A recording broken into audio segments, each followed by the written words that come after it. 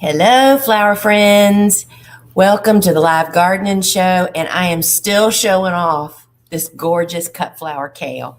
How pretty is this? I mean, it looks like roses, right? Who would think kale when they looked at this? Look at these blooms. And they're just so very, very beautiful. And, um, this is just one example of being rewarded when you plant on time, right? So our goal as cut flower farmers is to have specific crops sometimes on specific timelines. Like for instance, if you know anything about pumpkin on a stick, which is like a hot October crop, you want it in October. Once Halloween passes, nobody's interested in little orange pumpkins on a stick, right? This cut flower kale comes in several different colors, which I'm going to just show you the other two shades. These two are red and rose. They look very similar, but let's just talk about it. Oop, I'm dropping one. These, the minute Thanksgiving passes, the demand is over. It's gone, right? Typically. But this, you could sell this all winter long if you could figure out how to keep it. So I am just relishing here. This is really not what we're talking about today, although cut flower kale is a cool flower, but it's with a specific timeline. And because I planted that cut flower kale at the proper planting window for my garden to have it for the month of November, and now we've learned a great lesson this year. I don't think I've ever planted so much white is how this kind of happened. I never realized how marketable the white is even well beyond Thanksgiving. So that's just the tip. All right, we've never met before. My name is Lisa Mason Ziegler, and welcome to the live gardening show. I'm the owner of the Gardener's Workshop. I've been a professional cut flower farmer for the past 25 years, and now I'm on a mission to help other people grow cut flowers, whether it's for profit or for pleasure.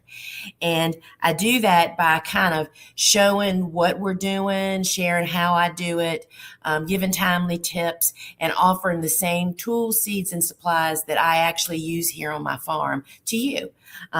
And I just can't wait for us to talk about today because we are quickly approaching the next biggest planting window for cool flowers. And that's what I'm going to be talking about today. And that's why I'm dreaming of very early spring. And I'm going to go through what is very early spring. It's not what most people think.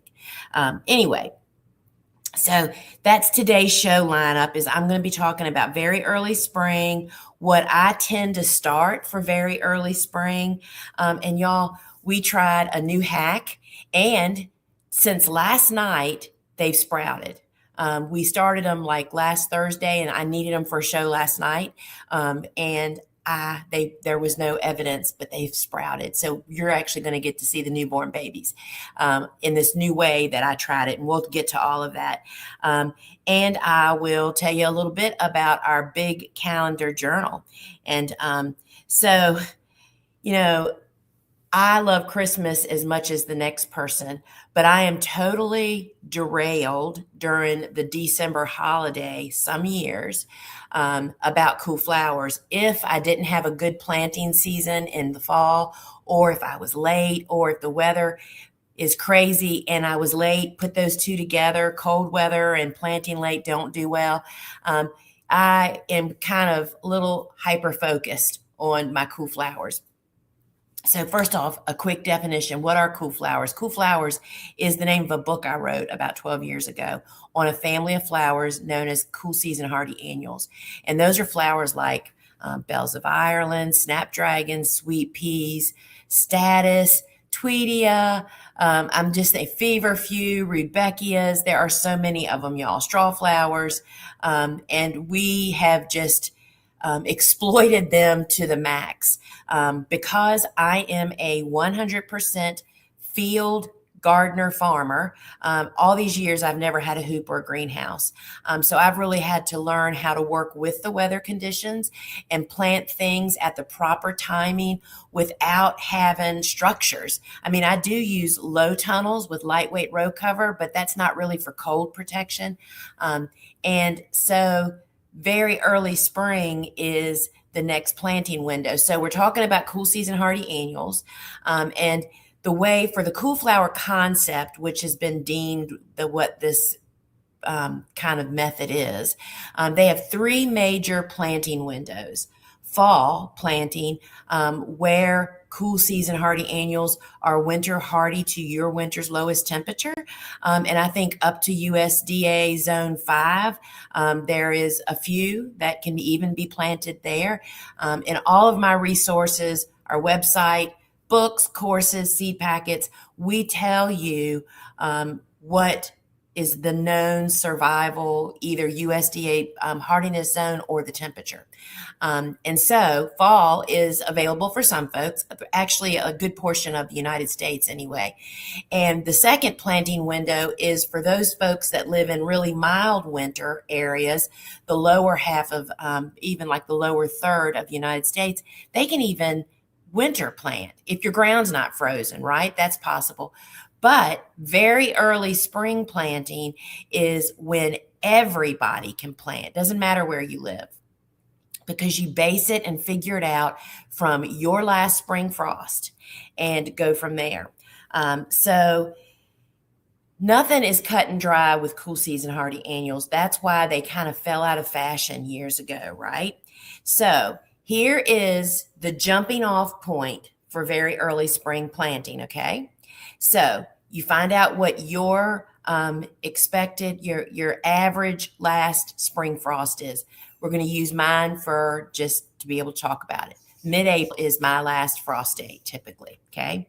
So if very early spring planting is 6 to 8 weeks before that date, notice I said planting. That means you're going to be ready to plant something in the ground. 6 to 8 weeks. So that pushes my very early spring planting window to 14th, Valentine's Day, to March 1st. That's 6 to 8 weeks before my last spring frost, okay? That is your optimal target. Doesn't always work out this way, but that's what you're shooting for right there, right? And so something I'm going to be, I've got to stay on my notes, y'all, because I can just go left or come back, right? So you have to know what your last expected frost date is to be able to do this. And then pretty much everybody can plant these. Now, we have folks that are in the, zone 3 and 4 that maybe carry heavy snow loads all winter.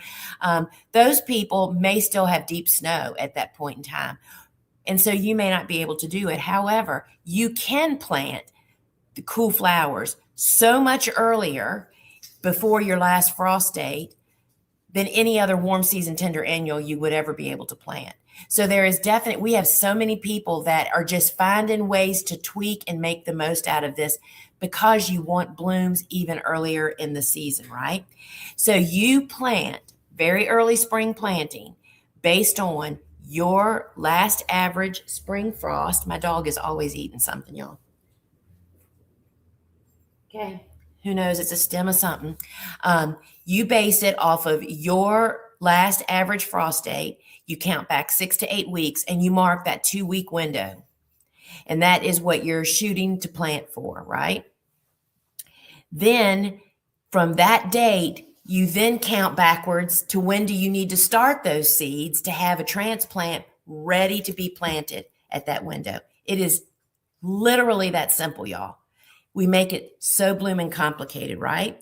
So people are always asking, what am I starting first? So I want to just talk to you about December and then January. So December here on my farm, we typically don't start seeds. We could be starting seeds, but I choose to take the month of December off because I'm the one that takes care of all the seedlings, the grow room and outdoors on the hardening off area. And I want to take December off. And so this year, though, because of two things, I am currently actually doing some seed starting. One is Oh, and I didn't bring it in here. I'm going to run and get it. We forgot to start one of our cool flowers that we love so much, and that is Cerinthe. I'll get it in just a moment, and I'll show you in the book. And then also, I am doing a new hack for folks that aren't either able to plant like bells of Ireland, dill, or both really prefer to have their seeds planted out in the garden. And let's just say you live in zone 5 and you cannot fall plant those direct seeded stuff, right? So you have to plant them in very early spring. Well, in very early spring, typically for all of us, it's still in the middle of winter. Direct seeding out in the garden at that time will not produce sprouting seeds in time to have their runway to get established before spring starts. You lose the opportunity for cool flower concept, right? So I've done a hack of how to get those that really love to be direct sown for any number of reasons indoors. And I'll show you that as we move along here. So while we don't know, and I'm going to, y'all enjoy my beautiful decorative background. Let me grab these seeds I want to show you. I looked right at them and walked right past them.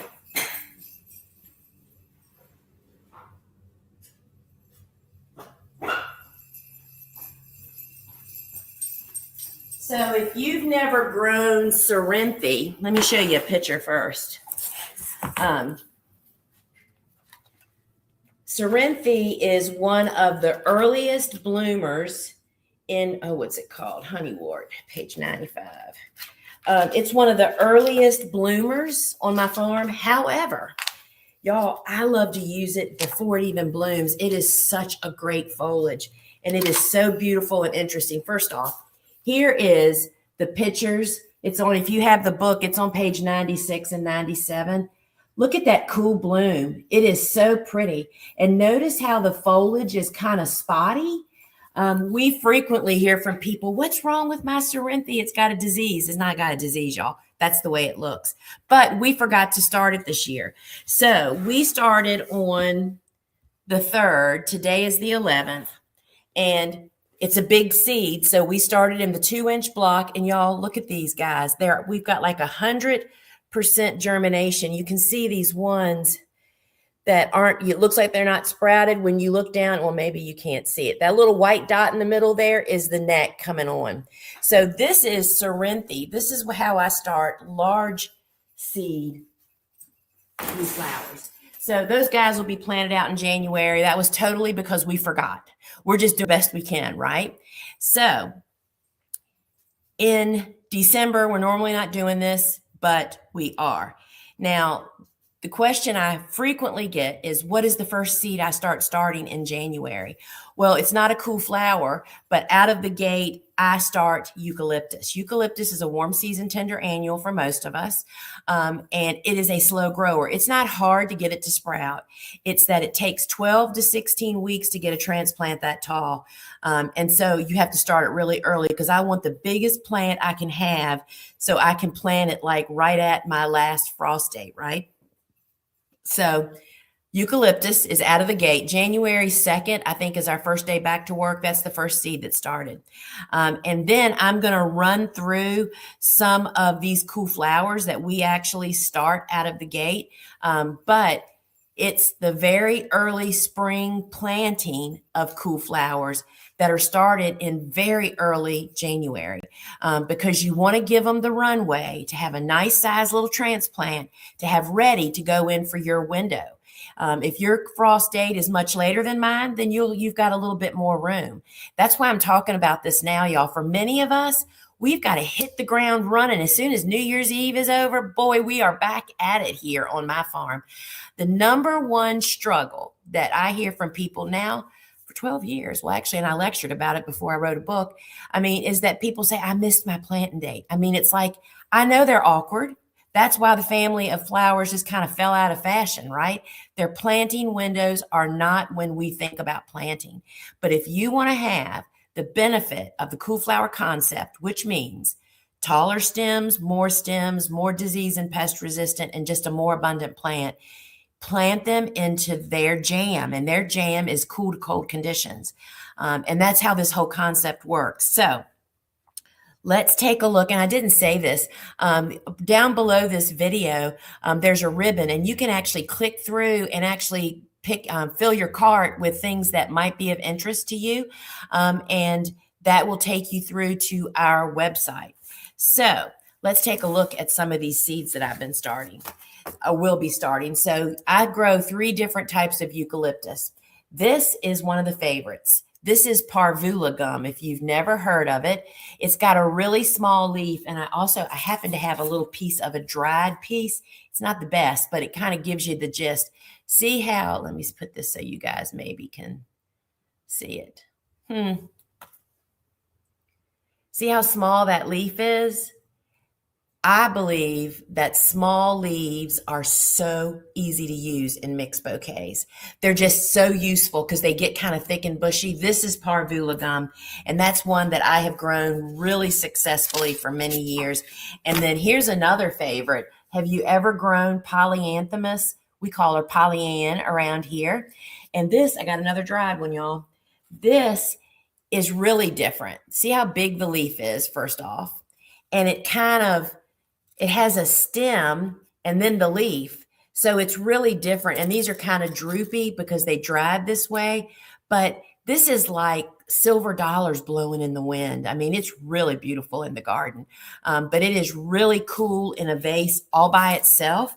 And we really love that. And that is polyanthemus. And again, eucalyptus is not hard to grow from seed. It's just slow. And when something is a slow grower, once it sprouts, that means there's a lot of ways you can kill it while it's growing up. 12 to 16 weeks with a little transplant. It's so easy to overwater it. This is the classic eucalyptus. This is silver dollar. This is the one that everybody thinks of. It's gray, got that eucalyptus fragrance about it. And it's also really useful. I mean, people love eucalyptus. I don't think it's ever going to go out of style. I mean, foliage is so in, and these guys can really play a good role. Now, I'll point out that the hack that I'm going to show you here in just a minute that we did, the hack is this. Many seeds, bupleurum, which I'm going to show you next, is one of them. They really do best direct sown outside. And the reason that is for bupleurum anyway, is that it really likes cooler to germinate. And that's really hard to provide indoors. So we direct seed it in the fall, and it does great. It's growing up out there, but we want to succession plant it, right? And I want to have bupleurum every week I can have it. It's a great filler for mixed bouquets. So we figured out a way to plant it indoors during winter to get it to sprout, because the problem is if you plant seeds of these few that really prefer to have their seeds planted outside, during very early spring window, it's just too cold outside, y'all. They're not going to sprout. Seeds need warmth to sprout. They need to actually say, hey, wake up and sprout, right? So we've done this hack for years with bupleurum, is we plant them in a tray, plant them on the surface, and we, even though bupleurum says to cover the seed with soil, we have never had good luck doing that indoors. But this is what we do now and have 100% germination. We place 3 to 5 seeds on every cell in like a 128 plug tray, and we firm them in. We don't cover them with soil. We just touch them, make sure that they're making good contact. Then we take another plug tray and turn it upside, it's empty, turn it upside down and place it on top of that tray. And then we just set it in my grow room on the cold floor. I mean, the concrete's really cold this time of the year because of it's winter outside, right? And in about 10 days, I do not water. I do not lift that tray to look. I just forget about it. Literally set a thing on my phone to remind me to look in 10 days. And when you take the tray off, y'all, it is all germinated. It's amazing. So we're applying that hack to some of the others. So this is bupleurum, which I was just talking about. This is an all-time bestseller, best use for filler. And it's just a beautiful foliage to use in your bouquets. And we've done that for years. Now, here's one that can get really damaged over winter if you live on the edge of where it's winter hardy. I am on that edge. I'm in 8A, and that is dill. So dill is not very happy typically just starting the way that we start other seeds, meaning you put them in a soil block or a tray, put them on the seedling heat mat and just let them go. That just doesn't work. So this is one of the experiments, and they are, I think I have dill over here.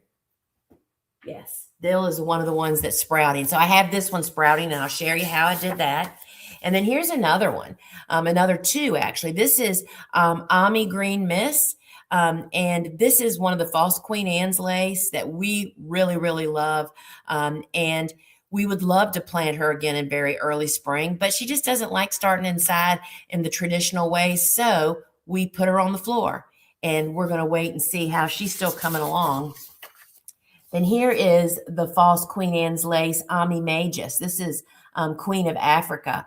And this is another one that we have so-so results starting it indoors under the conventional way.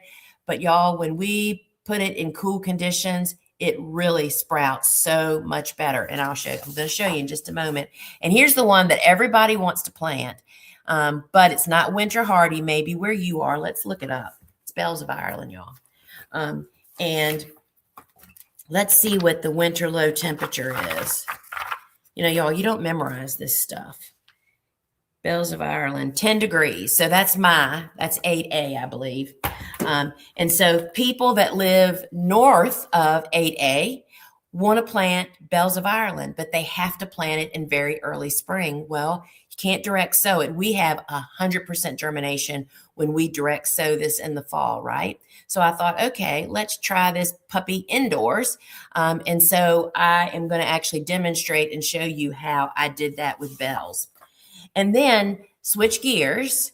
This is my standard start indoors, soil blocks, same old way, seedling heat mat, then to grow lights, and then plant transplants out. Okay, the standard way of doing it. And stock is a huge cash crop for Mother's Day week. It takes 90 to 100 days to get blooms. So if you started in January to February to March to April to May, I mean, that's 4 months. So you have enough time. Stock does not like heat. And once it warms up, it is going to actually stop elongating and growing tall stems. So it is imperative for success that you get these guys at the beginning. This is like the transplant I want to plant for very early spring. I want to get my stock in the ground so it loves cool to cold weather. We have literally several years pushed snow off of our beds that are pre-prepared to plant stock. And when it's that kind of weather, when it's wet and cold, they just do so great. So stock is a great one. This is Cat's Blue, just a great, great color.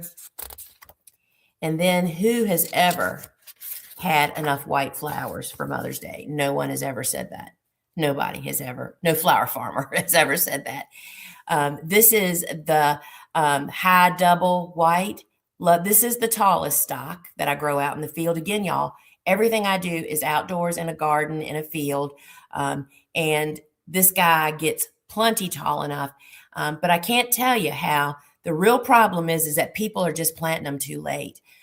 They just don't like warm at all. And so you got to get them in and get them growing and getting them going up before all that happens for you.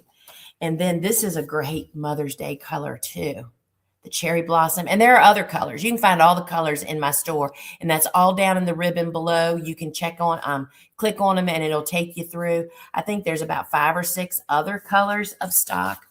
And so those are big Mother's Day. Those in conjunction with the fall planted cool flowers that we plant about 40 of those different varieties are just a great mix.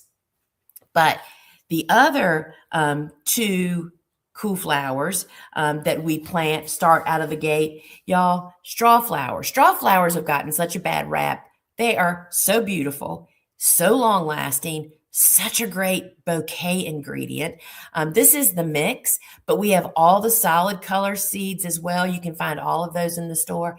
And, the year that we experienced major zinnia meltdown because it rained for 40 days and 40 nights one summer. Oh my gosh. And I mean, we were committed to 250 bouquets a week to supermarkets. We were selling through, members only market, through our bouquet subscriptions. We needed a round daisy-like flower. Nothing can really replace a zinnia, but this is the next best thing. And after we barely made it through that summer, this was one of the shining stars that we could tuck into bouquets. We did not have enough. We just never had grown them in volume. That was probably about halfway through our high production years. We started planting so many straw flowers, particular colors. Totally love the yellow, and there's a bright pink, which is actually this one that might not look so bright, but it's like a hot pink, like a candy cane, not a candy cane, cotton candy color. It just saved us, and the white ones. So they are a cool flower. However, you can actually succession plant these guys beyond your initial start. So while they really love getting a cool start, they will perform in heat. So we start them first week of January, right? We're planting them out in my window of February 14th to March 1st. Then we continue to start these again about every 4 to 6 weeks. And that way it gives us a succession plan. They branch. Even in very early spring planted, our straw flowers are at a chin height. I'm not kidding y'all. Native bees love them too, but straw flowers saved us. And then the last one that we are just very specific about starting is this particular Sweet William. This is Sweet William, the Amazon series, which is the only one I would consider very early spring for. And this is Rose Magic. This color is fantastic. And I say this is the only one for very early spring. It does not need a cold treatment, does not need vernalization. The stems grow tall. It was actually selected because it would take heat and humidity and still elongate. And it's a big head. It's a big, flat, branchy head. Totally love that. So those are kind of the things that I'm starting the first week. And then I'll restart some other stuff too. But those are the actual workhorses. Now I want to show you those seeds that I have actually sprouting. So first off, this is what I'm going to demonstrate here in a minute. Wait a minute, I got to do something else so y'all can see it. Let me put my little bump up tray here. So this is what I'm going to sow and show you how I did it. But these are my trays of. So here is, and they're just being born, y'all. I hope y'all can actually see it. So these are just cell packs made in the USA. We love these guys. I filled the cell packs with just regular potting soil, watered it really, really well. And then we planted dill seeds, and I'm just going to hold them up. Can y'all see the little sprouts coming up there? There's about 6 or 7 seeds. I know that's not easy to see. Next week, they'll be really visible. I'm just looking for a better one to show you. Because they're all sprouting. I have never had so much dill sprout indoors. So I sowed the seeds, and you read your seeding packet. Our seed packets all tell you right on the packet, do you or do you not cover the seed with soil? And for dill, it says to cover it, right? So we firmly seeded the seeds there, and they're sprouting. And this one you really won't be able to see. This is Ami Magus, and those little boogers right there where my finger is. I don't know if you can see it or not, right there. They are just cracking. Last night I couldn't even see those. So next week we'll have a really good look at what that is. But let me just show you. For Bells of Ireland, we soak the seeds, and that's right on the seed packet, y'all. It tells you. This is my way that we take care of Bells of Ireland. As soon as we get the seed, I throw it in the freezer for 2 weeks. That it's not required. They don't need priming, but that cold period and then taking them out into the warmth just helps to make the trigger clearer to them, right? Then we soak the seeds. If you've never planted bells of Ireland, they look like little rocks, y'all. They look just like a little triangular rock. It's one of those things that if you stepped on it, I just dropped that in. If you stepped on it with a bare foot on your heel, it would like really hurt. Well, that little hard shell is what keeps most people from having any success with bells of Ireland, because it's recommended to direct sow them outside. People do that, and then they don't water them multiple times. So by soaking them, then planting them, the seed is days ahead, and that little embryo that's inside can push through that outer shell. I mean, think about a little chicken trying to get out of an egg, but they didn't have a beak, right? I mean, that's basically what an embryo is doing when it's trying to push through. So we find that soaking the seeds speeds up germination. And in fact, I planted some of these last night, and they were already sprouting. And I will tell you, the seed packet tells you can soak them up to 5 days. You know why it says that? Because I frequently put them in water and forget about them, and they still do great. So literally, I am just dropping seeds on. Guess I could put it down so y'all could see what I was doing. I am just grabbing a seed or two, and I typically put more seeds in a cell, like 3 or 4. And after they're planted, because bells do not get covered with soil, y'all, I'm just pushing on them to make sure that the seed has contact with the soil. If you want that seed to stay moist, and to be able to continue to develop, it has to have good contact.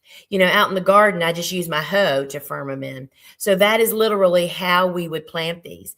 And then this tray, just like these other trays, are placed on the cold floor. If you have a garage that's not really heated, but it like doesn't drop down to 19 degrees at night, it stays in my room, probably stays in the 45 to 55 this time of the year. The concrete's cold. Just place your tray. Doesn't need a grow light, doesn't need anything. Just place the trays on the floor, let them get chilled, and then check on them. And because this is a hacking trial, I don't know how to tell you when to check them. I would just keep an eye on them over like every 3 or 4 days. And because it's cold, not warm, they don't dry out hardly. So they really don't require watering. So let me show you. Let me get rid of my little dried eucalyptuses here. Now, those trays you just saw me use, the cell packs, this is how they come. They come with 2 trays, and in a tray, 4 fit. Really a great system. These are made in the USA, forever trays, y'all. And you can find those in our store. I think it's $20 for 2 trays and 4 sets for each tray. I mean, literally will last you your lifetime. You don't leave them sitting outside in the sun unless they're got something growing in them, because sun is what breaks down all plastic. We love these plastic farmer size plug trays. I mean, these are great for cuttings, growing something on, growing something up, that, obviously not volume, only, what is this? 16 plants in 1 tray. So it's something that you're growing that's kind of special, right? It's perfect for the home gardener, but farmers can also have a go at it for different uses. All right. And we also offer our potting mix that we absolutely love. It's blocking mix, but it's great for any seed starting. This is the 6-quart bag. It's available in a 20-quart bag also. It has all the nutrients, everything that is in it. And the one thing that I didn't talk about, I did a show related like this yesterday, and until I posted, you'll find it in the video shorts. I showed a very early spring planted garden, and I'm showing just how helpful the biodegradable film is. That's what this is. It's black on one side and then a light color, white or gray on the other side. And, you know, to even convince yourself that weeds don't grow in the winter was a convincing, I thought that 25 years ago. It's not true. There's as many, if not more cool season weeds.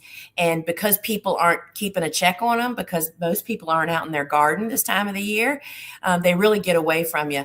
I have a video, that little short that was posted, that shows this. When you make your beds, you put this down just like plastic. Works like plastic, but it is totally biodegradable.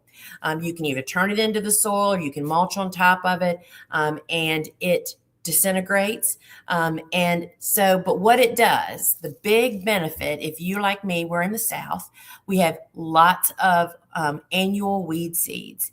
And what annual weed seeds need to sprout is what many seeds need, and that is light and moisture. And when you turn the soil and prepare your beds, you're bringing up a fresh crop of weed seeds by immediately after turning and preparing your bed, covering the bed with the biodegradable film. You instantly block the light. To get the same effect with natural mulches, which we use those for years, and I still on occasion do, you'd have to have fairly deep mulch to truly block the light from getting to the soil surface to germinate those seeds, right? And deep mulch is not conducive to young transplants.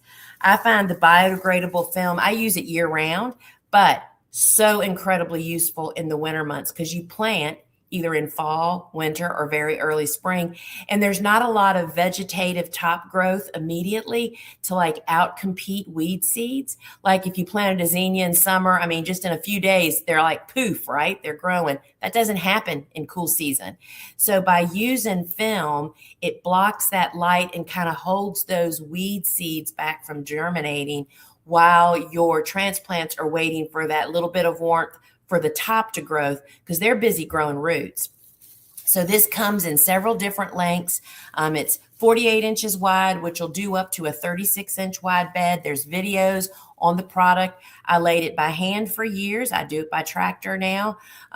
Totally love it. I've used it for over 12 years and it's been a big part. So what side do you use? That's the $1 million question. So when I am making fall planting, winter planting, and very early spring planting beds, we always put the black side up. That way you just get a little smidge of benefit from solarization, right?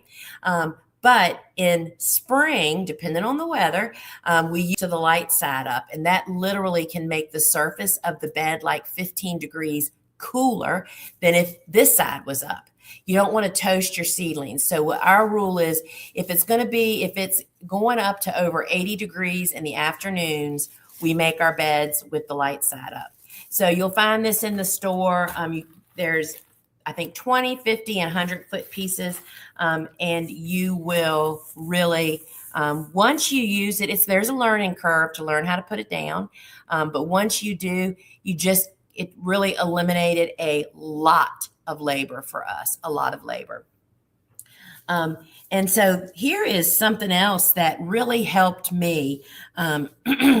And this, I don't know if you guys have ever seen it before. This is our little vegetable garden planner. See this red line right here? You move it to wherever there's dates across the top where your frost date is. And it's got a fall and it's got a spring side, y'all. And it tells you when to start seeds, when to plant them out.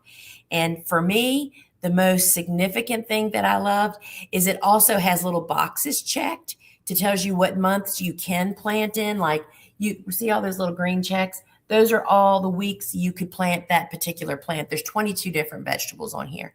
And the significant thing is when where the last check is. I learned from this garden planner years ago that I could plant tomatoes up till July 15th based on my frost date. I mean, it's like, that's how we have great fall tomatoes now. So this little booger is just really a lot of fun. I should probably mention here that today is the last day that you can place orders on our website and that we would anticipate that you would receive before Christmas. So this is a perfect little gift for anybody that's vegetable gardening or wants to vegetable gardening and they just can't figure out the timing, because we all know it's all about timing, right? So I also want to, we were talking all about the cool season hardy annuals, the Cool Flower book. This is the first book, came out. This will be 12 years this coming year. I can't even believe it. And this is like an easy bite, y'all. See, it's only like 150 pages long. And this really explains the concept to help you see how to figure out for your garden, your frost dates, your winter low temperature, when you plant, and then just tips about row covers and wet soil and raised beds and how cool season gardening is different than warm season gardening. Would love to sign one for you. And this actually comes with a video book study. And it's kind of like the behind the scenes of what I wanted to hit home to you or what was going on. Or when you get that from us, that comes with it. And I don't know if you are familiar with my book, the Cut Flower Handbook. We have now got a new edition, y'all, with spiral binding. And why is this so important? When you have a reference book, and so where is it? So here's the book. We have both ways. We still have the regular bind, beautiful bind, but when you open it and you have it laying open or wherever you're working so frequently, usually the pages will flip or it doesn't stay flat. It's just not as convenient to use, right? And it really depends on how you use your books. With this spiral binding, when you open the book to anywhere, it just stays flat. And I love this about it too. You can actually turn it back on itself.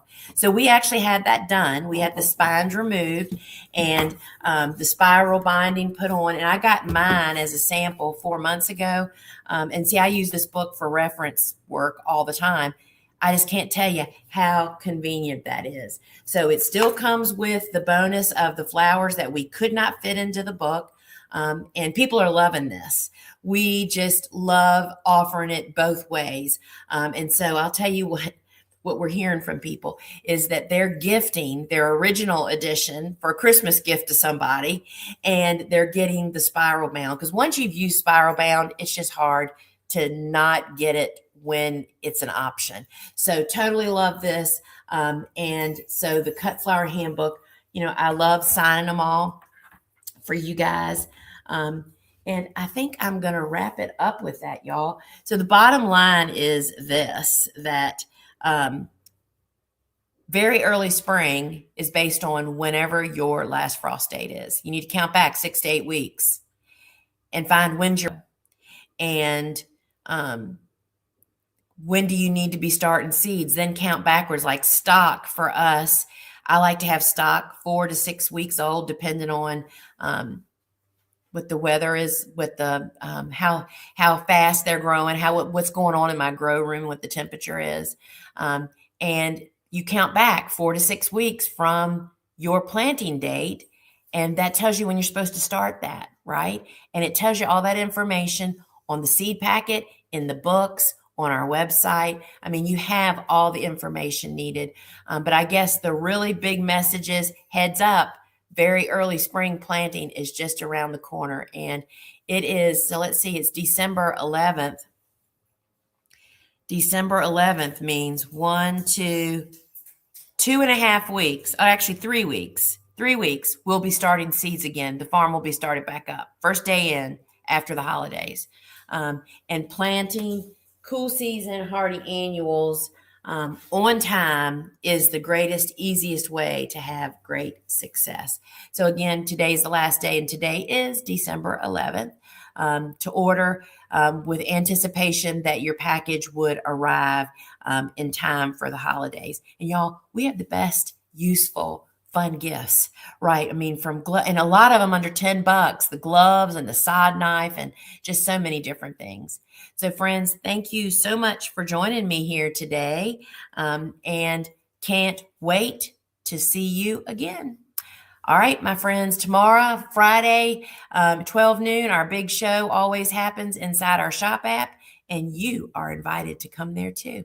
All right, my friends, ciao.